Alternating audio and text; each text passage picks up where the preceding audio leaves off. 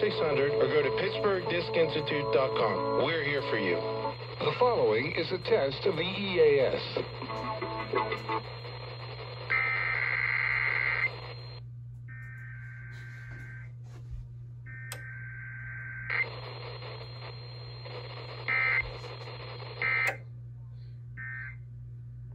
This station is testing its emergency alert equipment. The EAS provides timely emergency warnings. This station serves The extended Pittsburgh operational area. This concludes this EAS test.